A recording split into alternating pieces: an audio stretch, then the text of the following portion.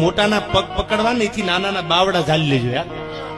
આ ઘણા મોટાના પગ પકડવાની ટેવ હોય, જેટલા મોટા ભલ્યા નથી પગમાં પીડ્યા નથી એ કોઈ દી ટાણે કાયમ નથી આવતા યાર. પણ નાનાનું બાવડું પકડ્યું છે ને એ રાતે 12 વાગે ફોન કરો તો સાયકલ લઈને પાછો રોડે ઉભો રહી જાય. આવા દાખલા છે.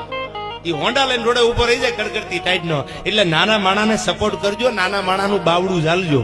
મોટા કોઈ દી કઈ કોઈને કાયમ આવ્યા દાખલા છે જ નહીં. એ ટાણે કાં તો એનો ફોન સ્વિચ ઓફ હોય ને કાં તો ટાણે એ બધું તમે જાણો છો. એટલે મારે જાજી કઈ કહેવાની જરૂર નથી. પણ મોટાના પગ પકડવા એથી નાના માણસનું બાવડું ઝાલતા શીખી જાજો. મોટાના પગ પકડવા ને એથી નાનાના બાવડા ઝાલી લેજો યાર. આ ઘણા મોટાના પગ પકડવાની ટેવ હોય, જેટલા મોટા ભલ્યા નથી પગમાં પીડ્યા નથી એ કોઈ દી ટાણે કાયમ નથી આવતા યાર. પણ નાનાનું બાવડું પકડ્યું છે ને એ રાતે 12 વાગે ફોન કરો તો સાયકલ લઈને પાછો રોડે ઉભો રહી જાય. આવા દાખલા છે. એ હોન્ડા લઈને રોડે ઉભો રહી જાય કડકડતી ટાઈટ નો. એટલે નાના માણાને સપોર્ટ કરજો, નાના માણાનું બાવડું ઝાલજો. મોટા કોઈ દી કઈ કોઈને કાયમ આવ્યા દાખલા છે જ નહીં. એ ટાણે કાં તો એનો ફોન સ્વિચ ઓફ હોય ને કાં તો ટાણે એ બધું તમે જાણો છો.